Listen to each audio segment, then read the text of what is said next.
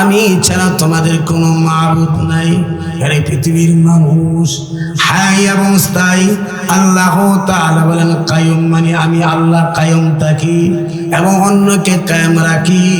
এই জন্যই আল্লাহ তাআলা এই আয়াতের ভিতরে বলেন, হ্যাঁ দুনিয়ার মানুষ, তুমি গুনাহ করিয়া ফেলিয়াছ, আমি আল্লাহর কাছে তুমি তওবা করো। হ্যাঁ বান্দা, তুমি ফিরে আসো, আমি আল্লাহর কাছে যদি মাফ চাও, আমি আল্লাহ তাআলা তোমাকে মাফ করে দিব। আল্লাহ তাআলা বলেন কিয়ামতের ময়দানে আজকে দুনিয়াতে আমরা যে আমল করি, টোটাপাড়া যে আমলগুলা করি, কিন্তু এই আমল দিয়া কি জান্নাতে যাওয়া সম্ভব হবে? কি করে সম্ভব হবে? কি বলেন সম্ভব? এই জন্য আল্লাহ তাআলা বলেন, হে বান্দা, আমি আল্লাহ তাআলার দয়ার গুণী, আমি আল্লাহর দয়ার গুণী, আমি আল্লাহ তাআলা তোমাদেরকে জান্নাত দিব। হ্যাঁ নরবরের মানুষ শুনে রাখো, আল্লাহ তাআলার দয়া মায়া ছাড়া, ভালোবাসা ছাড়া জান্নাতে যাওয়া সম্ভব হবে না। আল্লাহ তাআলা বলেন, আমি আল্লাহ তাআলা কিয়ামতের ময়দানে আমার প্রত্যেকটি বান্দা বান্দির প্রতি আমি আল্লাহ তাআলা দয়া করব। আল্লাহ তাআলা বলেন আর রহমান,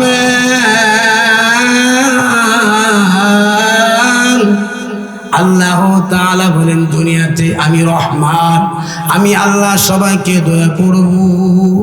আমি আল্লাহ তাআলা দুনিয়াতে যারা আমি আল্লাহর হুকুম পালন করি তাদেরকে দয়া করব, যারা আমি আল্লাহর হুকুম পালন করবে না, আমি আল্লাহ তাআলার বিধান মানবে না, আমি আল্লাহ তাদেরকে দয়া করব, যারা মানবে তাদেরকে দয়া করব। আল্লাহ তাআলা বলেন দুনিয়াতে আমি আল্লাহ তাআলা রহমান, মানে সবার জন্য আমি রহমান রহিম, আমি আল্লাহ দয়াশীল, আমি আল্লাহ দুনিয়াতে সবাইকে দয়া করব। আল্লাহ তাআলা বলেন রহিম, আমি আল্লাহ অতি দয়ালু, আমি আল্লাহ একমাত্র কিয়ামতের ময়দানে আমার ইমানদার মুমিন বান্দা বান্দিকে দয়া করব। আমি আল্লাহ তাআলা অমুসলিমদেরকে দয়া করব না, যারা মুসলিম যারা মুসলমান আমি আল্লাহ তাআলা তাদেরকে কিয়ামতের ময়দানে হাসরের মাঠে আমি আল্লাহ তাআলা তাদেরকে দয়া করব। বনি ইসরাঈলদের মধ্যে একজন আবেদ ব্যক্তির ঘটনা আলোচনা নিয়ে আসছেন। আল্লাহর একজন বান্দা ছিলেন, আল্লাহর একজন বান্দা মানে আবেদ, সে 500 বছর ইবাদত করছেন। কত বছর? 500 বছর ইবাদত করছেন। ওই বনি ইসরাঈলদের আবেদ 24 ঘন্টা আল্লাহ তাআলার ইবাদত করতেন। কত ঘন্টা? 24 ঘন্টা আল্লাহর ইবাদত করতেন। আর যা তোমার সংসার ছিল, ঘর বাড়ি ছিল, সন্তানাদি ছিল, আত্মীয় স্বজন ছিল, আল্লাহ তাআলাকে মাঝে মাঝে বলতেন প্রভু ওগো আল্লাহ, আমার ফ্যামিলি থাকার কারণে কিছু সময় ফ্যামিলির মধ্যে দিতে হয়, আল্লাহ আমি চাই আল্লাহ ফ্যামিলি থেকে মুক্ত হয়ে 24টা ঘন্টা তোমার ইবাদতে কাটাইতে চাই। ওই আল্লাহর বান্দা সিদ্ধান্ত নিলেন। তখনকার যুগে শরীয়তে জায়েজ ছিল সংসার ত্যাগী হওয়া, সংসার ত্যাগ করা। বর্তমান শরীয়তে জায়েজ নয়, তখনকার শরীয়তে জায়েজ ছিল। আবেদ কি করলেন? ওনার ফ্যামিলি ত্যাগ করলেন, আত্মীয় স্বজন পাড়া প্রতিবেশী সব কিছু ত্যাগ করলেন, সঙ্গে কিছু খাবার নিয়ে গেলেন।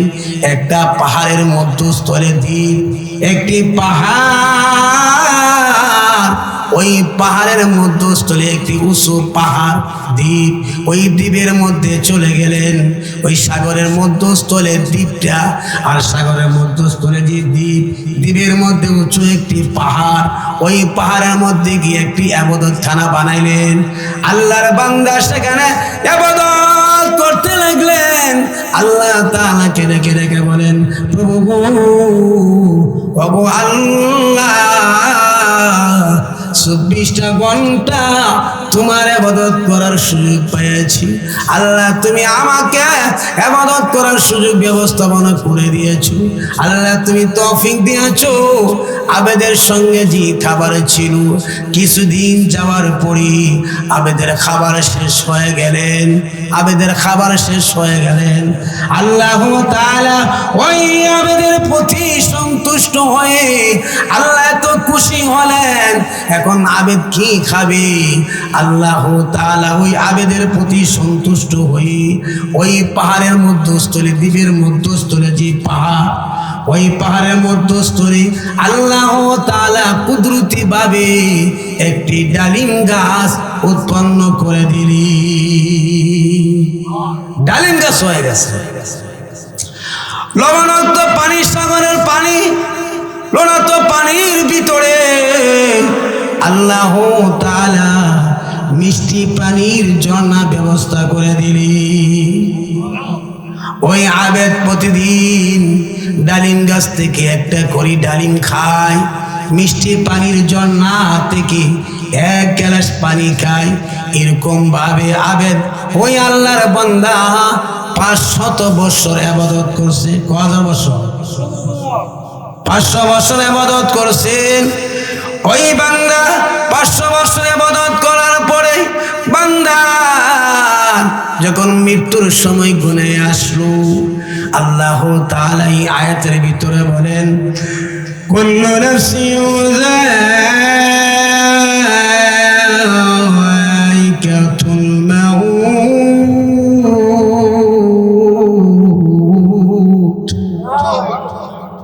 ওই বান্দা আল্লাহ তাআলার কাছে বললেন, প্রভু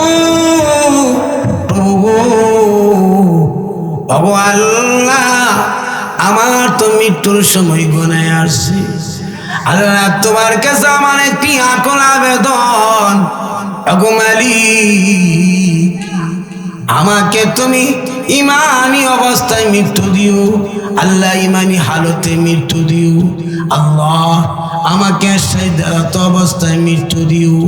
আল্লাহ আমার সেই লাশটাকে সিজদারত অবস্থায় কিয়ামত পর্যন্ত তুমি সংরক্ষণ করিয়া রাখিও। আবেদ দোয়া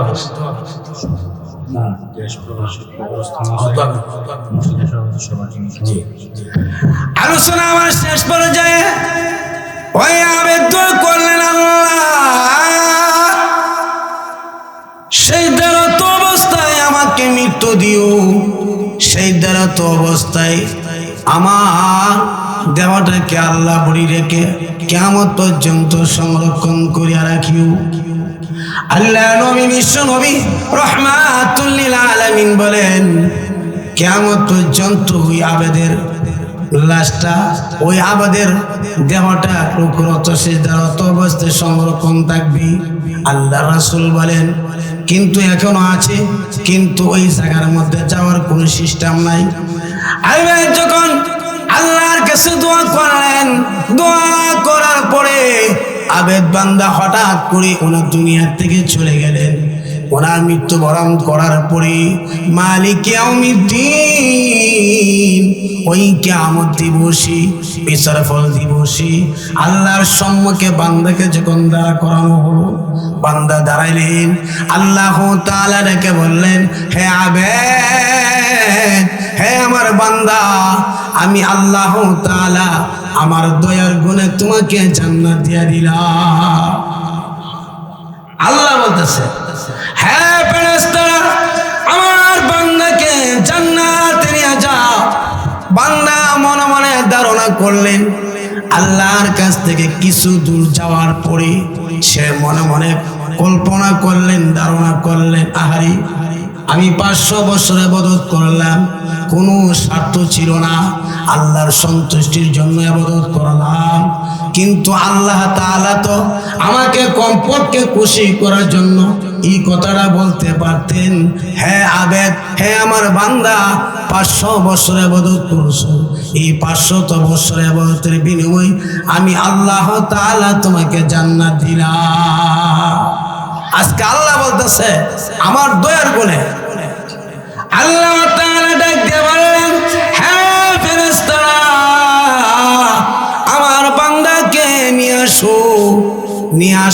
পরে জাহান্নামের ফেরেশতাদেরকে বললেন, হে জাহান্নামের ফেরেশতারা, আমার বান্দাকে তোমরা জাহান্নামে নিয়ে যাও, কিন্তু জাহান্নামে প্রবেশ করায় না। জাহান্নাম থেকে 500 বছর রাস্তা দ্রুত দাঁড়া করাইয়া দেবা। কিছুক্ষণ পরে জাহান্নাম থেকে উত্তপ্ত গরম যখন বান্দার শরীরে লাগলেন, এমনি বান্দার শরীর শুকিয়ে গেলেন, পানির তৃষ্ণা অনুভব করলেন। এখন বান্দা ছটফট করতে লাগলেন, পানি পানি করে চিৎকার করতে লাগলেন। হঠাৎ করে কুদরতিভাবে কিতাবের ভিতরে পাওয়া যায়, ওই এক ফেরেশতার হাত প্রকাশিত হয়ে যাবে, পানির গ্লাস নেই, হাত একটি প্রকাশিত হবে, বলবেন কার পানি লাগবে, কার পানি লাগবে। আল্লাহর বান্দা যখন দৌড় দিবে পানির জন্য, হাত পিছনে নিয়ে যাবে, আর ফেরেশতা ডেকে বলবেন, আল্লাহর যে বান্দার 500 বছর ইবাদত আছে, যে ইবাদতের মধ্যে কোনো স্বার্থকতা ছিল না, আল্লাহর সন্তুষ্টির জন্য ইবাদত করিয়াছেন, এরকম বান্দাকে 500 বছর ইবাদতের বিনিময়ে 1 গ্লাস পানি দেওয়া হবে। ওই বান্দা ডেকে বলবেন, হে ভাই, আমার ইবাদতের মধ্যে কোনো উদ্দেশ্য ছিল না, আমার তো 500 বছর ইবাদত আছে, আমার ইবাদতের বিনিময়ে তুমি আমাকে 1 গ্লাস পানি দাও, আর না হয়তো আমি এই মুহূর্তে মারা যাব। আল্লাহর বান্দা ফেরেশতা ওই পানি দিয়ে দিবেন। বান্দার 500 বছর ইবাদত আছে না শেষ? আল্লাহর কাছে নেওয়া হবে। আল্লাহ তাআলা ডেকে বলবেন, হ্যাঁ বান্দা, এখন তুমি তোমার 500 বছরের আমল কই? তুমি কিভাবে জান্নাতে যাইবা? আমি আল্লাহ তাআলা তো তোমারে বলছিলাম, আমার দয়ার গুণে, আমি আল্লাহ তাআলার মায়ার গুণে, আমি আল্লাহ তাআলা তোমাকে মহব্বত করি, ভালোবাসি, আমি আল্লাহ তাআলা তোমাকে জান্নাত দিলাম। আর তুমি মনে মনে ভাবলা আমি ইবাদত করিয়াছি, আমার ইবাদতের বিনিময়ে আল্লাহ তাআলা জান্নাত দিল না। বান্দা আল্লাহকে ডেকে বললেন, প্রভু প্রভু গো আল্লাহ, তুমি যদি 500 বছর ইবাদত আমাকে করার তৌফিক না দিতা, আল্লাহ আমার যদি 500 বছর ইবাদত না থাকতো, তাহলে আমি কিন্তু পানি পাইতাম না। আল্লাহ আমার এখন ধারণা হয়েছে, বিশ্বাস হয়েছে, ওগো মালিক, তোমার দয়া মায়া ছাড়া জান্নাতে যাওয়া সম্ভব হবে না। এই জন্য ইনশাআল্লাহ আমরা যারা আছি রজব মাস গুনাহ ছেড়ে দেই, বেশি বেশি ইবাদত করার চেষ্টা করি, আল্লাহর কাছে গুনাহ করছি ফিরে আসি। আল্লাহ তাআলা বলেন, এই রজব মাসের মধ্যে যারা গুনাহ ছেড়ে দিবে, নেক আমল ধরবে, আমি আল্লাহ তাআলা 1 বছর পর্যন্ত বান্দাকে গুনাহ মুক্ত জীবন দান করব, আর বান্দাকে ইবাদত করার তৌফিক দিব। আমরা রাজি আছি তো ইনশাআল্লাহ? আল্লাহ ভগবান ইনশাআল্লাহ। এই জন্য আল্লাহ তাআলা আমাদের সবাইকে বেশি বেশি নেক আমল করার তৌফিক দান করুক। সকলে বলেন আমিন। ওয়া আখির দাওয়ানা আলহামদুলিল্লাহি রাব্বিল আলামিন। আজকের যে মাহফিলটি দিয়েছেন, আলহামদুলিল্লাহি নাহমাদুহু ওয়া নাস্তাঈনুহু ওয়া নাস্তাগফিরুহু ওয়া নু'মিনু বিহি ওয়া নাতাওয়াক্কালু আলাইহি ওয়া নাউযু বিল্লাহি মিন শুরুরি আনফুসিনা ওয়া মিন সাইয়্যাতি আমালিনা। من يهده الله فلا مضل له ومن يضلله فلا هادي له ونشهد أن لا إله إلا الله وحده لا شريك له وأشهد أن سيدنا وسندنا وحبيبنا ومولانا محمدا عبده ورسوله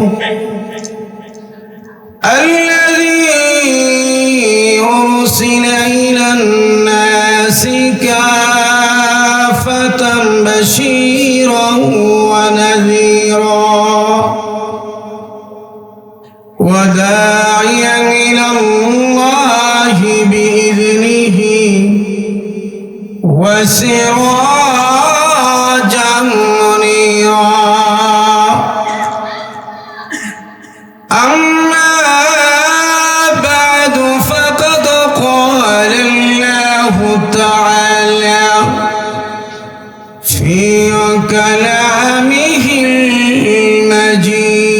المجيد وفي فرقانه الحميد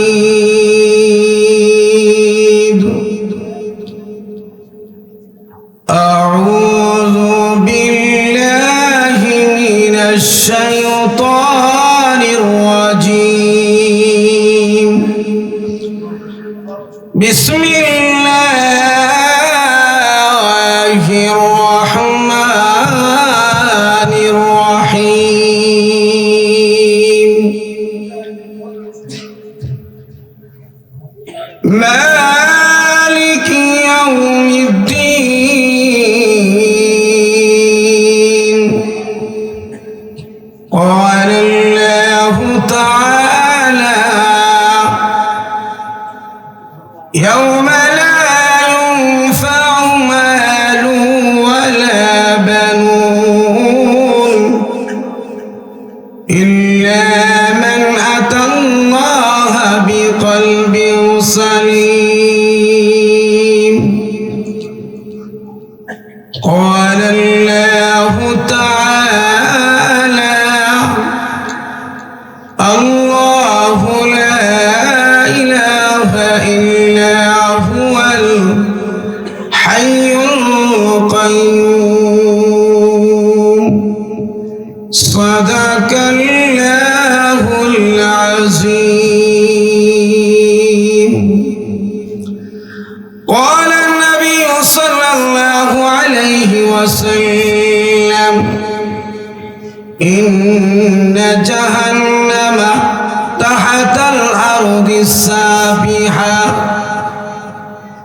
قال النبي صلى الله عليه وسلم من أحب سنتي فقد أحبني ومن أحبني كان معي في الجنة بارك الله لنا ولكم في القرآن المجيد ونفعنا وإياكم بالآيات والذكر الحكيم আমরা সবাই দুরূদ শরীফ পড়ি দুরূদের মধ্যে অনেক দুরূদ আছে এর মধ্যে উত্তম দুরূদ হলো দুরূদ ইব্রাহিম নামাজের দুরূদ পেলে সবাই বুঝে এবং চিনে ঠিক কিনা আর সংক্ষিপ্ত হলো সাল্লাল্লাহু আলাইহি ওয়াসাল্লাম الجنة إن شاء الله شوية دروس اللهم صل على محمد وعلى آل محمد كما صليت على إبراهيم وعلى آل إبراهيم إنك حميد مجيد اللهم بارك على محمد وعلى آل محمد كما باركت على إبراهيم وعلى آل إبراهيم إنك حميد مجيد بلغ العلا بكماله كشف الدجى بجماله حسنة جميع خصاله صلوا عليه وآله الحمد لله আল্লাহ পাকের দরবারে অসংখ্য অগণিত শুকর এবং সুজুদ যে আল্লাহ পাক রব্বুল আলামিন আমাদেরকে মায়া কইরা ভালোবাসা এই জান্নাতের বাগান মাহফিলের প্যান্ডেলের নিচে বসা উলামায়ে কেরামদের আলোচনা শোনার সুযোগ যিনি আমাদেরকে দিয়েছেন তিনি কে? আমার ভাষা বুঝতেছেন তো? কিছু হ্যাঁ না বলতে হবে। যিনি আমাদেরকে বাড়ি থেকে সুস্থ অবস্থায় পেয়ে হেঁটে হেঁটে এই পর্যন্ত আসার, বসার, আলোচনা শোনার সুযোগ যিনি আমাদেরকে করে দিয়েছেন তিনি কে? আল্লাহ।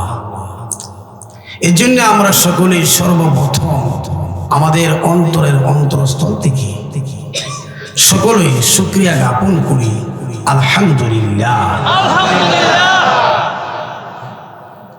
আলোচনা যেহেতু সুন্দর আলোচনা করছেন আমাদের মহাব্বতের ভাই, সুপরিচিত আপনাদের এলাকার সন্তান, এটা গর্ব, আপনাদের এলাকার একটা গর্ব, অহংকার।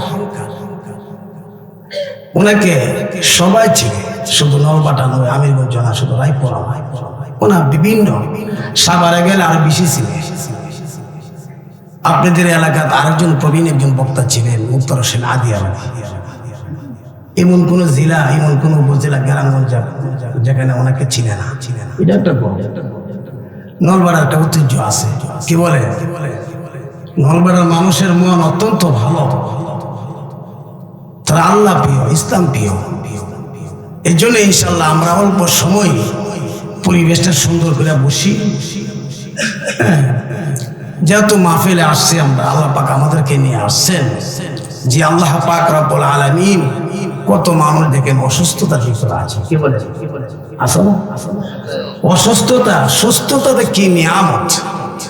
মানুষ অসুস্থ না হলে বুঝে আসে না। আমি কিন্তু আপনাদের সম্মুখে পবিত্র কোরআন থেকে ছোট ছোট আয়াতে কারিমা তেলাওয়াত করছি। আয়াতটা যদি ছোট হয়, আলোচনা কিন্তু অনেক। রাসূলের অসংখ্য গণিত হাদিস থেকে হাদিস পড়লাম, ছোট হাদিস, আলোচনা অনেক লম্বা। এর জন্য ইনশাল্লাহ মানুষ সুস্থতার কি নিয়ামত। আল্লাহর একজন পেগম্বর ছিলেন, এই পেগম্বরের নাম হলেন মুসা আলাইহি ওয়াসাল্লাম। নাম শুনছেন তো? এটা পুরাতন ওয়াজই, কি বলে, ঠিক কিনা? মুসা আলাইহি ওয়াসাল্লাম আল্লাহর সাথে কথা বলতেন, এটা আপনারা অনেকে জানেন। একই বারবার আলোচনা শুনলে মানুষের দিল পরিবর্তন হয়। আলোচনা হয়তো আপনারা আগে শুনছেন, একই আলোচনা। উলামায়ে কেরামদের সাথে মহব্বত থাকা, তাদের সাথে সম্পৃক্ত থাকা, কি ফায়দা, কি লাভ। আল্লাহর পেগম্বর মুসা আলাইহি ওয়াসাল্লাম আল্লাহর সাথে কথা বলতেন। আল্লামা সানাউল্লাহ পানিপতি রহমতুল্লাহ আলাইহি তাফসিরে মাযহারিতে বলেন, মুসা আলাইহি ওয়াসাল্লাম আল্লাহকে বললেন, আল্লাহ তুমি যদি আমার মতন হইতা। কার মতন? আল্লাহ কি মানুষ হওয়া সম্ভব? সম্ভব না। মুসা আলাইহি ওয়াসাল্লাম আল্লাহকে বলেন, প্রভু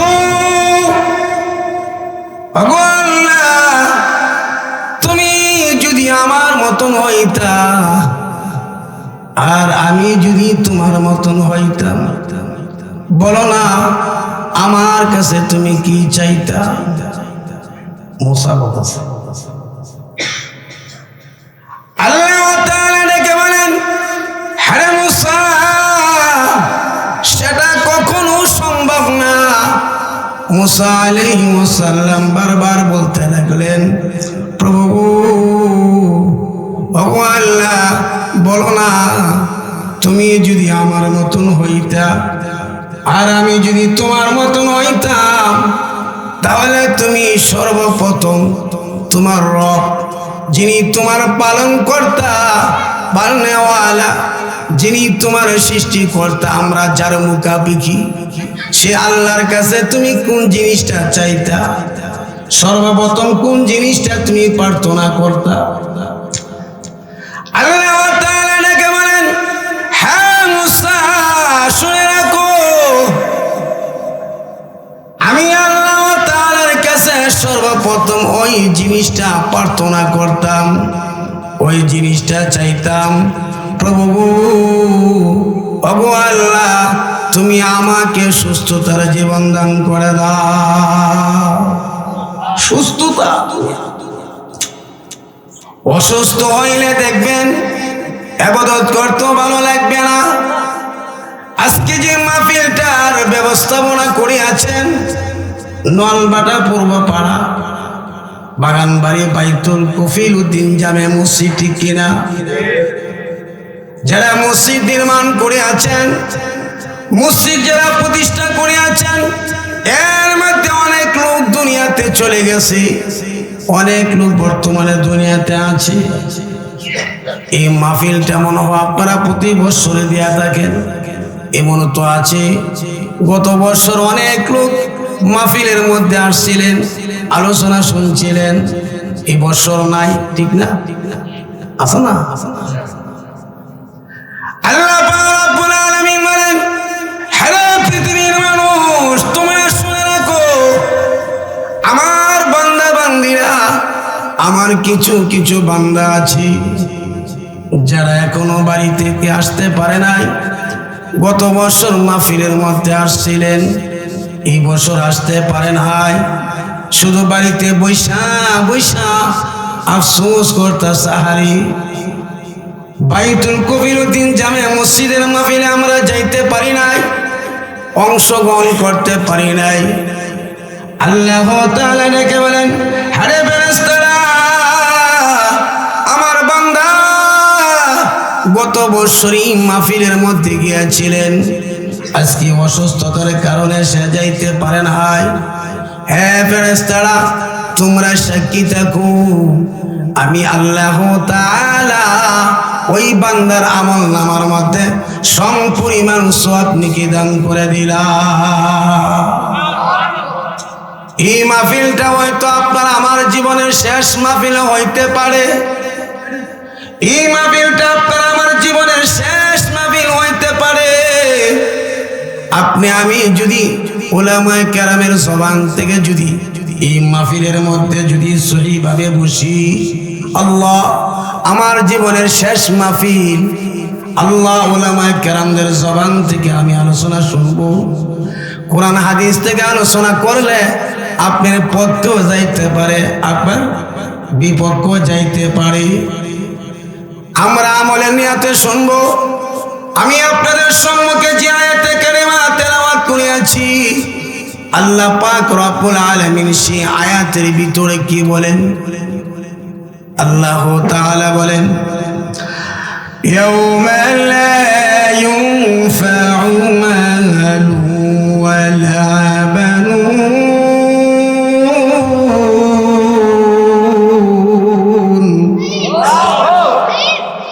ইল্লা মান আতাল্লাহা বিকলবিন সালিম।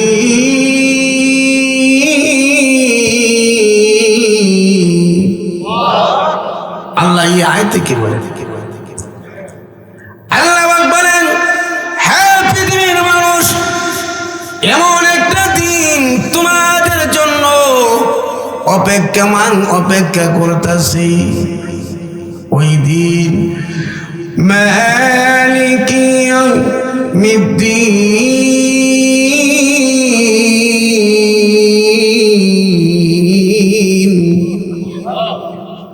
মালিক ইয়াউমিদ্দিন বলতে বিচার ফল দিবস, কিয়ামত দিবসকে বোঝানো হয়েছে। কিয়ামত হবে তো, ধারণা কি আপনাদের হবে না?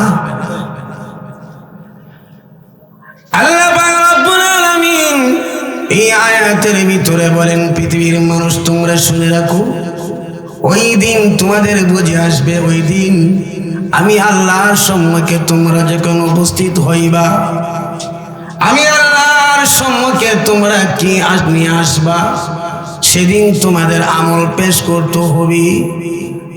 আল্লাহ তাআলা বলেন, হে পৃথিবীর মানুষ তোমরা শুনে রাখো,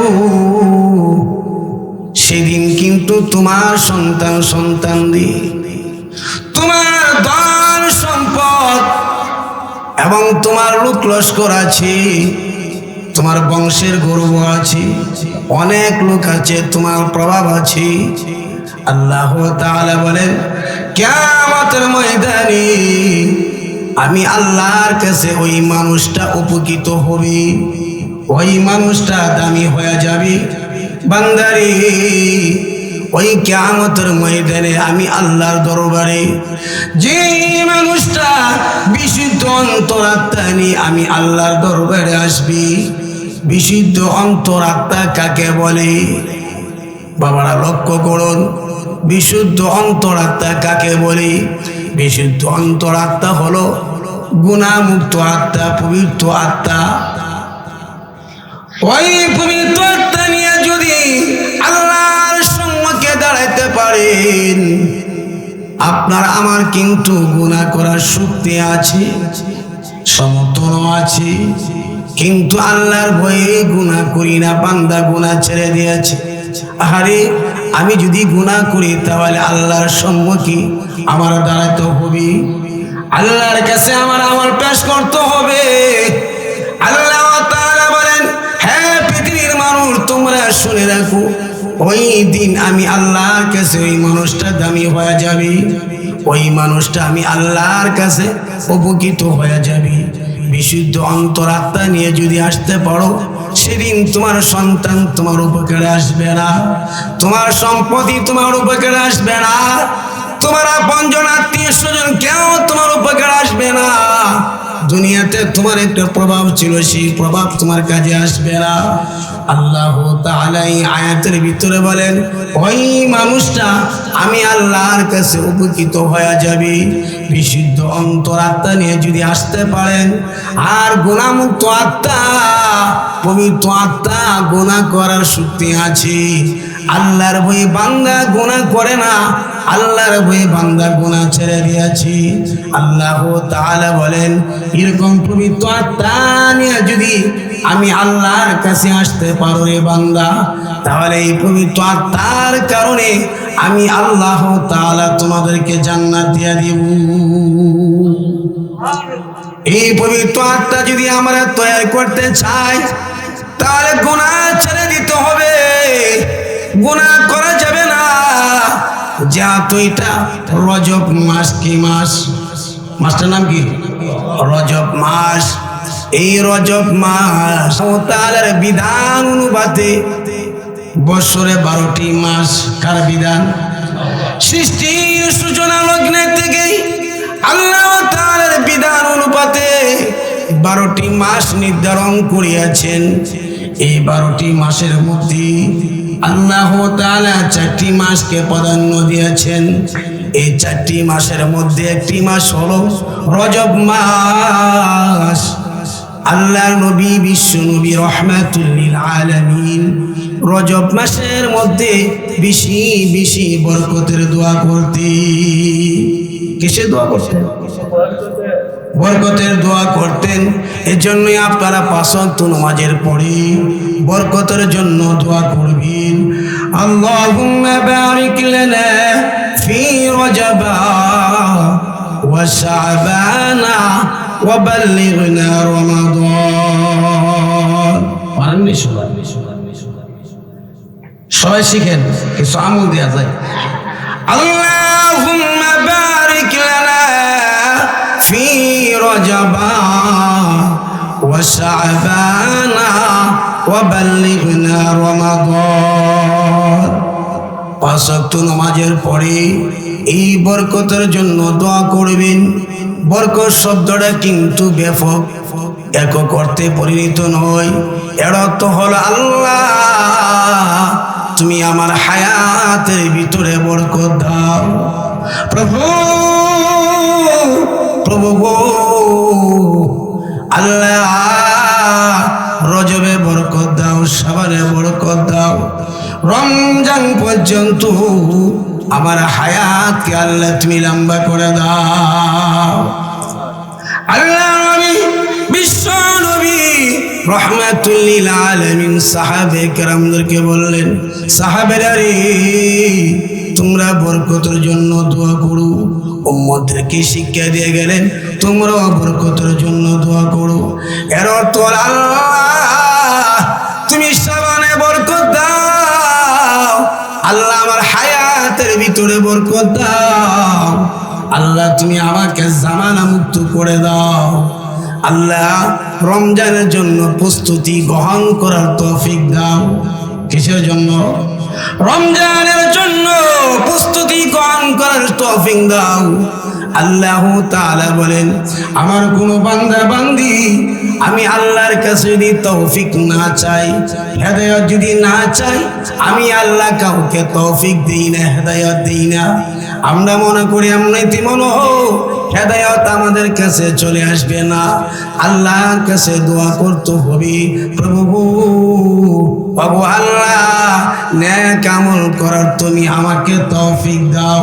প্রভু বাবু আল্লাহ তুমি আমাকে হেদায়েত দাও। আল্লাহ তাআলা বলেন, আমার যে সমস্ত বান্দা বান্দিরা আমি আল্লাহর কাছে হেদায়েতের দোয়া করবি, বরকতের দোয়া করবি, রজব মাসের ভিতরে গুনাহ ছেড়ে দিবি, আমার বান্দা নেক আমল করবি। আল্লাহ তাআলা বলেন, আরে বান্দা বান্দিরা তোমরা জেনে রাখো আমি আল্লাহ তাআলা আগামী 1 বছর পর্যন্ত তোমাদেরকে নেক আমল করার তৌফিক দিব। এই রজব মাসে গুনাহ ছেড়ে দিতে হবে, রমজানের জন্য প্রস্তুতি নিতে হবে। আর আমাদের অভ্যাস হলো রমজান আসলে আর ব্যস্ত বেড়ে যায়। এবার আসুন লক্ষ্য করুন, কিয়ামতের ময়দানে আল্লাহর সামনে যখন আমরা দাঁড়াইবেননি, কিয়ামতের সম্মুখে আল্লাহর সম্মুখে আমরা দাঁড়াইতে হবি। দুনিয়ার জীবনে দুনিয়ার কর্মস্থলে আমরা যে আমল করিয়াছি আমল কিন্তু পেশ করতে হবে। আমাদের আমল আল্লাহর সামনে পেশ করতে হবে। আল্লাহ বলে, أفحسبتم أنما خلقناكم عبثا وأنكم إلينا لا ترجعون।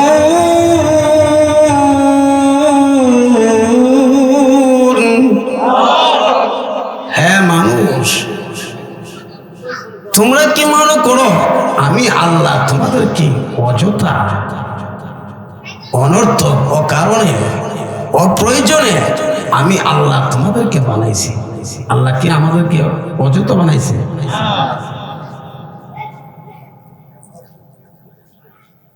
দুনিয়ার জীবনে আমরা যারা আছি আমরা মনে করি আমার জীবন মনে হোক সফল হয়ে গেছে। দুনিয়ার বিশাল কিছু অট্টালিকার মালিক হইলে, ভালো একটা ফ্যাক্টরির মালিক হইলে, চলার মতন একটা ব্যবস্থা হইলে মনে করি আমার জীবন সার্থক, সফল। এটা কি সফল?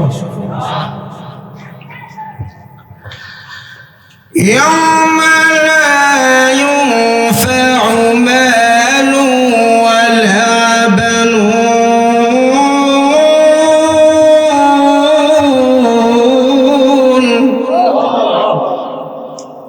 إلا من أتى الله بقلب سليم।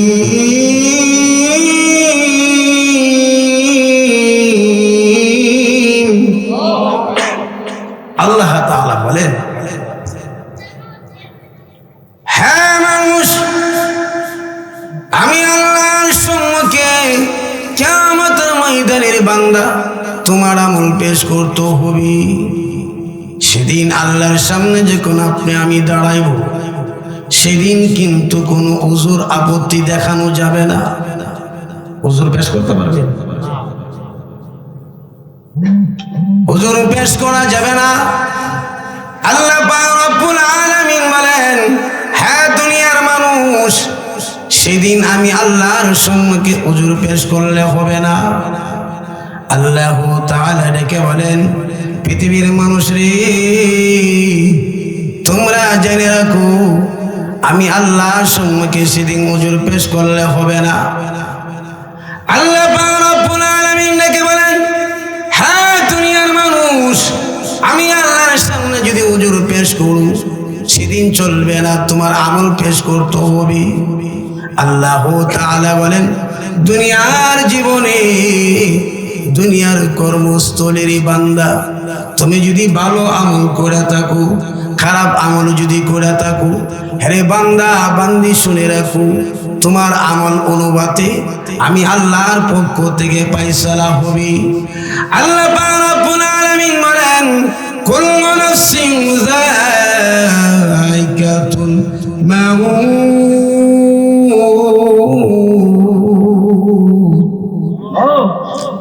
কুল্লু নাফসিন যায়িকাতুল মাউত। আপনারা অনেকে জানেন যাদের প্রাণ আছে তাদের মৃত্যু আছে, ঠিক কি না? যাদের প্রাণ আছে তাদের মৃত্যু আছে। এরপরে আয়াতে আল্লাহ তাআলা বলেন ওয়া ইন্নামা তুওয়াফাউনা উজুরাকুম ইয়াওমাল কিয়ামাহ।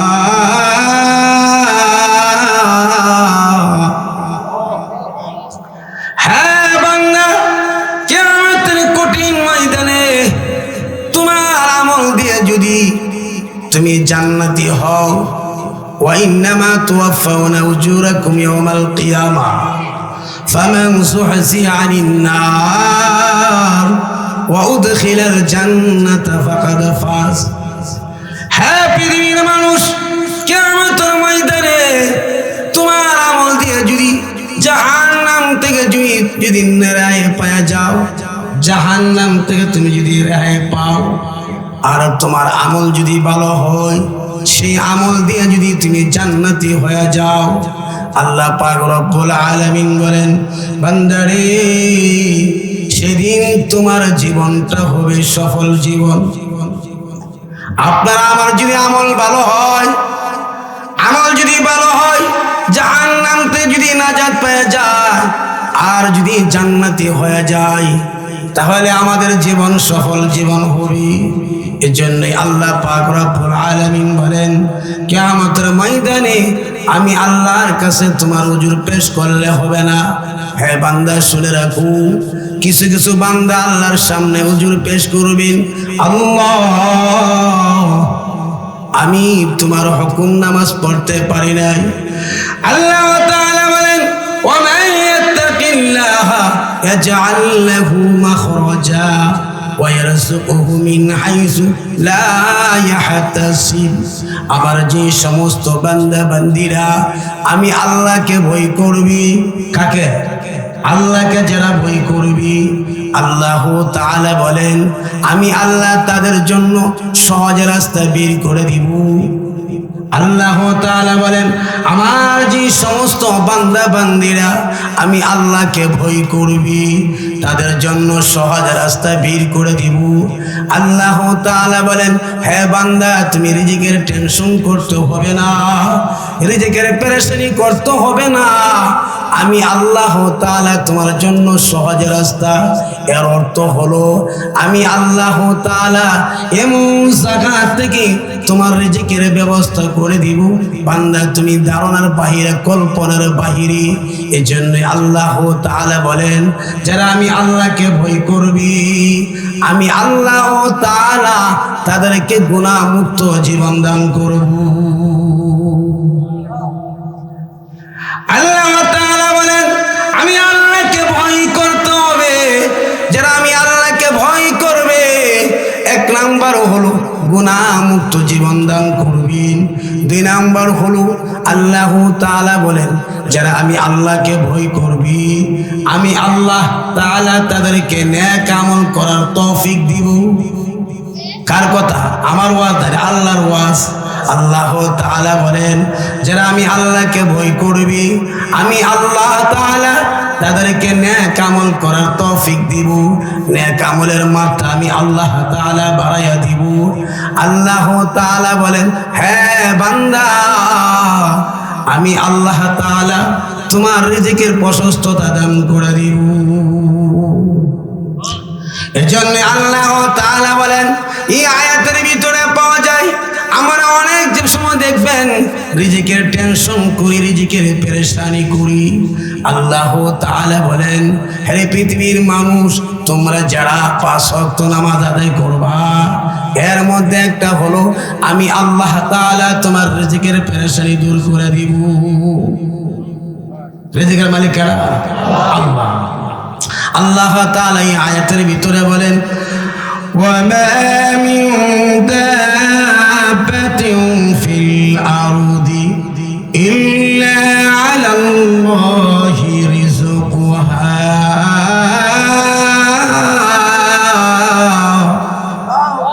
আল্লাহ তাআলা এই আয়াতের ভিতরে বলেন, হ্যাঁ পৃথিবীর মানুষ, তোমরা রিজিকের টেনশন করবা না, চিন্তা করবা না, আমি আল্লাহ তোমার রিজিক প্রশস্ততা দান করে দিব। বান্দারে, এমন ধারণা থেকে, তোমার ধারণার বাহিরে, কল্পনার বাহিরে আল্লাহ তাআলা বলেন আমি আল্লাহ এমন রিজিক দিব। এই আয়াতের তাফসীরের ভিতরে পাওয়া যায় ইয়ামান শহর। আপনারা নাম শুনিয়াছেন ইয়ামান শহর। ইয়ামান শহর নাম শুনছেন না? ইয়ামান শহর, ইয়ামান থেকে আল্লাহ নবী, বিশ্ব নবী রাহমাতুল লিল আলামিনের দরবারে একটি কাফেলা চলে আসছেন, সাক্ষাৎ করবি, নবীজির সঙ্গে সাক্ষাৎ করবি। তাদের সঙ্গে কিছু খাবার নিয়ে আসছেন। ইয়ামান থেকে রওনা দিয়েছি, মদিনা আসবি। মদিনা আসার নিকটতমে তারা একটা বস্তি স্থাপন করলেন, কিন্তু তাদের সঙ্গে যে খাবারগুলো ছিল সেই খাবারগুলো শেষ হয়ে গেলেন। তাদের পক্ষ থেকে 2 জন ব্যক্তি আল্লাহ নবী, বিশ্ব নবী রাহমাতুল লিল আলামিনের দরবারে পাঠাইলেন, যাও নবীজির কাছে যাও, নবীজির কাছে গিয়ে আমাদের হালত বলো, আমাদের অবস্থানটা বলো, আমাদের তো খাবার শেষ হয়ে গেছে। তাফসীরের ভিতরে পাওয়া যায় আরো 2 দিন সময় লাগবে বিশ্ব নবীর দরবারে পৌঁছতে। তারা যখন গেলেন, 2 জন লোক পাঠাইলেন নবীজির কাছে গিয়ে নিজেদের হালত অবস্থান বর্ণনা করবেন। তারা 2 জন ব্যক্তি গিয়ে দেখেন আল্লাহ নবী, বিশ্ব নবী রাহমাতুল লিল আলামিন হুজরার দরজা বন্ধ করি বারবার কি আয়াতে কারিমা তেলাওয়াত করতেছেন, ওয়ামা মিন দাব্বাতিন ফিল আরদি ইল্লা আলাল্লাহি রিজকুহা। সেই আয়াত তেলাওয়াত করতেছেন। সমস্ত প্রাণী কুলের রিজিকের দায়িত্ব কে গ্রহণ করিয়াছেন? জোরে বলেন, কে গ্রহণ করছেন? রিজিকের দায়িত্ব কে? আল্লাহর হাতে নিয়ে গেছেন। আল্লাহ তাআলা এই আয়াতের ভিতরে বলেন সমস্ত প্রাণী কুলের রিজিকের দায়িত্ব আমি আল্লাহ নিজ হাতে গ্রহণ করিয়াছি। আমার বান্দা বান্দির যতটুকু রিজিকের প্রয়োজন আমি আল্লাহ তাআলা সময় মতো তার কাছে রিজিক পৌঁছাইয়া দিব। ওই 2 জন সাহাবী তারা তো কোরআনের অর্থ বুঝতেন, আজকে আমরা তো কোরআনের অর্থ বুঝি না। এমনকি কোরআন বাসা বাড়িতে রাখার স্থান পর্যন্ত নাই। যদি রমজান আসে কোরআন বাসায় নেই, রমজান শেষ হয়ে গেলে একবার মসজিদে পাঠায় দিতে কিনা। বাসাতে কোরআন রাখার জায়গা নাই, স্থান নাই, মসজিদে পাঠায়।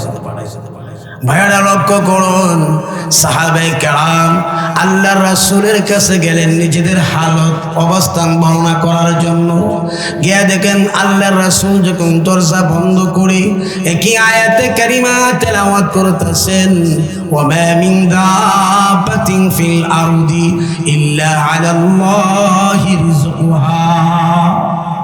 সাহাবায়ে কেরাম নিজের অবস্থান না বলে তারা চলে আসলেন ওই লোকজনের কাছে এসে, কাফালার কাছে এসে বললেন, শুভ সংবাদ শুনো, আল্লাহর পক্ষ থেকে তোমাদের জন্য রিজিকের ব্যবস্থা হয়ে যাবে, তোমরা আমল করতে থাকো।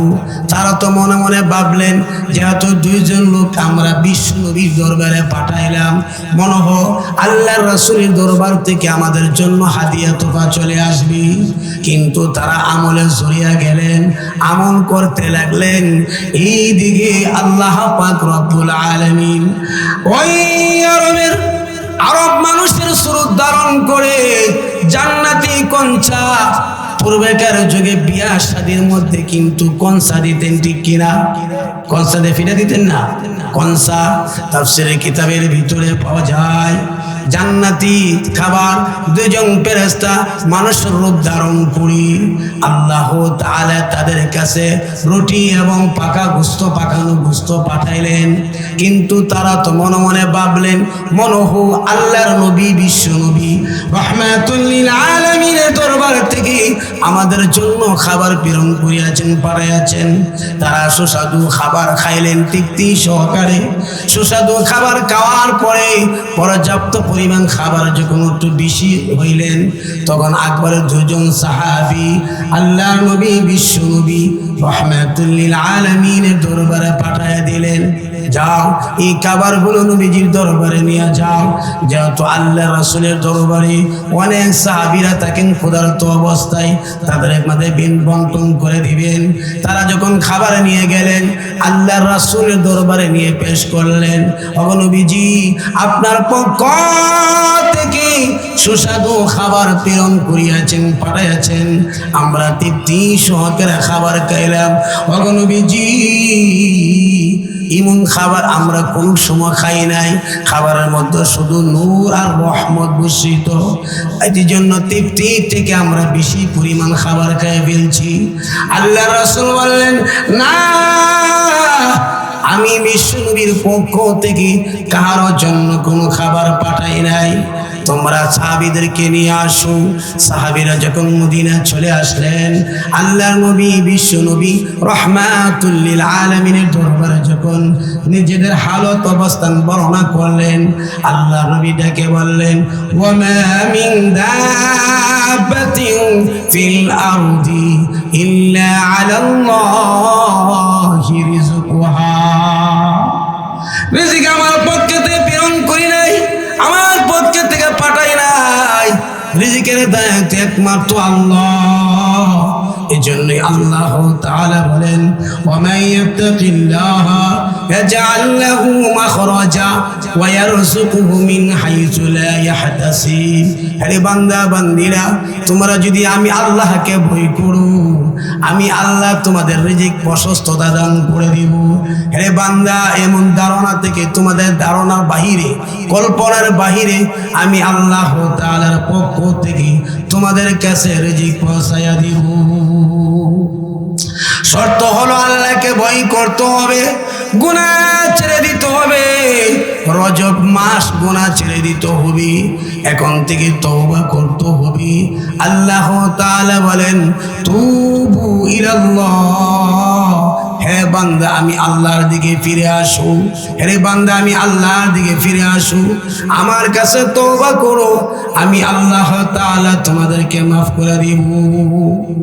এজন্য রে বাবা, আলোচনা লম্বা করব না, যথেষ্ট পরিমাণ আলোচনা হয়েছে, কিন্তু আমি যে আয়াতে কারিমা তেলাওয়াত করেছি, এই আয়াতের ভিতরে আল্লাহ নবী, বিশ্ব নবী রাহমাতুল লিল আলামিন বলেন, কিয়ামতের ময়দানে প্রত্যেকটা মানুষের যে হালত এবং অবস্থান বর্ণনা করবেন, হাজত অবস্থান করবেন, উজুর পেশ করবেন। এমনকি এক শ্রেণীর ব্যক্তিকে আল্লাহ তাআলা জিজ্ঞাসা করবেন, হে বান্দা, দুনিয়াতে আমি আল্লাহর হুকুম কতটুকু পালন করিয়াছো? আল্লাহর হুকুম বলতে আমরা কি বুঝি? আল্লাহর হুকুম হলো আল্লাহর বিধি বিধানগুলো। আল্লাহ তাআলা বলেছেন, এটা বর্জন করতে হবে, এটা বর্জন করে ফেলতে হবে, যেটা করণীয় সেটা করতে হবে। আল্লাহর হুকুম যদি আপনি আমি সঠিকভাবে পালন করি, মানি, আল্লাহ তাআলা বলেন, হে বান্দা বান্দীরা, শুনে রাখো, আমি আল্লাহর হুকুম যদি তুমি পালন করো এবং যদি বাস্তবে তুমি পরিণত করো, আমল করো, তাহলে আমি আল্লাহ তাআলা তোমার এই আমলের বিনিময় সেদিন কিয়ামতের ময়দানে আমি আল্লাহর কাছে তুমি উপকৃত হয়ে যাইবা। এবার লক্ষ্য করুন, আল্লাহ পাক রব্বুল আলামিন এই আয়াতের ভিতরে আরো বলেন, আমার বান্দা বান্দীদেরকে যখন আমি বলবো, হে বান্দা, দুনিয়াতে আমি আল্লাহর হুকুম তুমি কতটুকু পালন করিয়াছো, কতটুকু মানছো? আরে বান্দা তুমি বলো। এমনকি এক পর্যায়ে একজন ব্যক্তিকে জিজ্ঞাসা করবেন, ধনট্টবান ব্যক্তি, ধনী ব্যক্তিকে আল্লাহ তাআলা জিজ্ঞাসা করবেন, সম্পদশালী ব্যক্তিকে বলবেন, তুমি দুনিয়াতে আমি আল্লাহর হুকুম কতটুকু পালন করিয়াছো? বান্দা তুমি বলো। আল্লাহ তাআলা সর্বপ্রথম কিয়ামতের ময়দানে আমাদের কাছ থেকে নামাজের হিসাব নিবেন। আল্লাহ তাআলা যখন ধনট্ট ব্যক্তিকে বলবেন, হ্যাঁ তুমি মানুষ, তুমি বলো আমি আল্লাহর হুকুম তুমি কতটুকু পালন করিয়াছো, মানিয়াছো?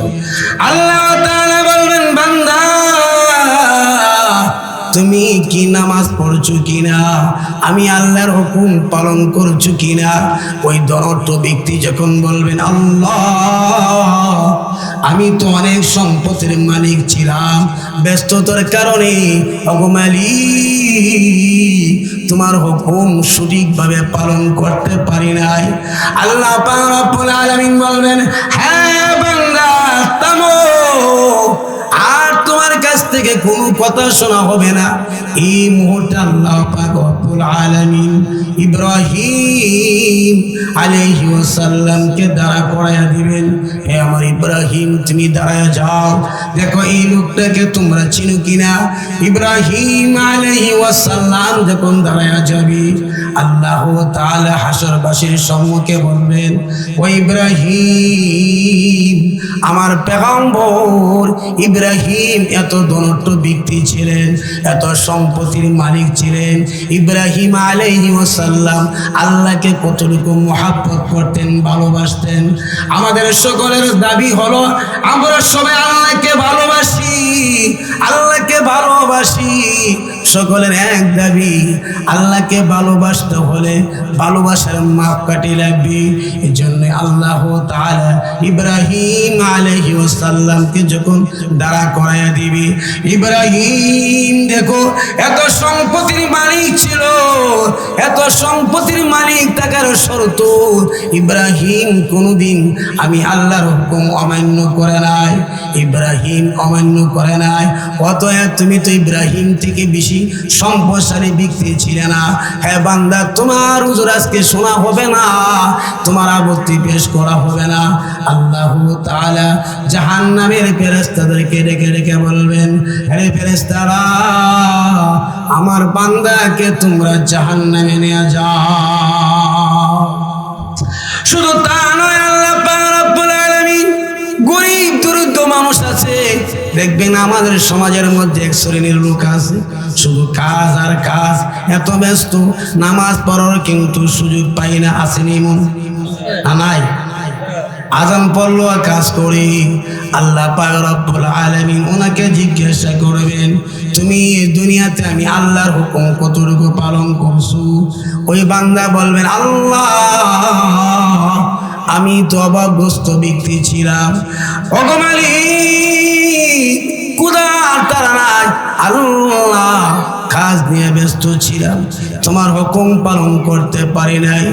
আল্লাহ তাআলা কিয়ামতের ময়দানে বিশ্বনবী রাহমাতুল লিল আলামিনকে দাঁড়া করাইয়া দিবেন। দেখো এই লোকটাকে তুমি চিনুনি, হাসরবাসীরা ওনাকে চিনবে না। দেখেন বিশ্বনবী যার ঘরের মধ্যে খাবার ছিল না, যদি খেজুর কয়েকটা খেজুর পাইতেন তাহলে এক একটা খেজুর খায়া অথবা এক গ্লাস পানি খায়া জীবন কাটাইতো। বিশ্বনবী রাহমাতুল লিল আলামিনের থেকে তো তুমি বেশি গরিব ছিল না, দরিদ্র ছিল না।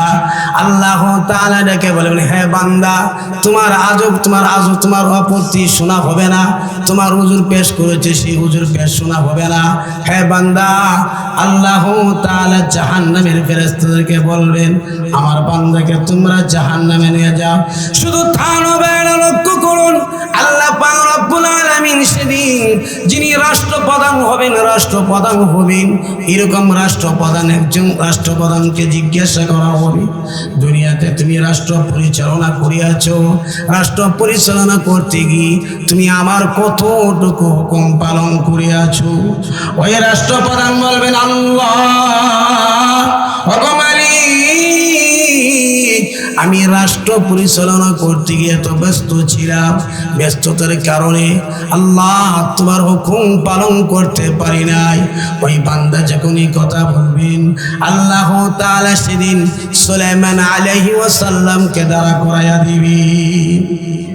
দেখো সুলাইমান আলাইহিস সালাম যিনি রাজা, সারা পৃথিবীর রাজত্বের মালিক ছিলেন, এই সুলাইমান কোনদিন আমি আল্লাহর হুকুম অমান্য করে নাই। আল্লাহ তাআলা বলবেন, হে ফেরেশতারা আমার বান্দাকে জাহান্নামে নিয়ে যাও। শুধু তা নয় বাবারা শুনুন, অসুস্থ ব্যক্তিকে জিজ্ঞাসা করবেন তুমি অসুস্থতার ভিতরে আমি আল্লাহর হুকুম কতটুকু পালন করিয়াছো? অসুস্থ ব্যক্তি রেখে বলবেন আল্লাহ অসুস্থতার কারণে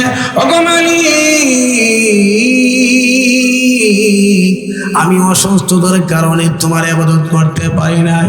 আল্লাহ তোমার হুকুম পালন করতে পারি নাই। আল্লাহ তাআলা বলেন আইয়ুব আলাইহিস সালামকে দাঁড়া করাইয়া দিবেন। আমার আইয়ুব অসুস্থতার ভিতরে আমি আল্লাহর ইবাদত করিয়াছেন, সে কোনদিন আমি আল্লাহর হুকুম অমান্য করে নাই। অতএব বান্দা আজকে কিয়ামতের ময়দানে তুমি আমার কাছে হুজুর পেশ করছো, অসুস্থতার কারণে ইবাদত করতে পারো নাই। আল্লাহ তাআলা ডেকে বলবেন, হে ফেরেশতারা আমার বান্দাকে জাহান্নামে নিয়ে যাও। এজন্য রে বাবা রজব মাস, যতই মাসের 26 দিবাগত রাত্রিতে 27 রজনীতে আল্লাহর নবী মেরাজে গিয়েছিলেন, ঠিক কিনা? কিন্তু 27 রজনী চলে গেছে। আল্লাহ তাআলা বলেন, নবীজি যারা রজব মাসের মধ্যে গুনাহ ছেড়ে দিবে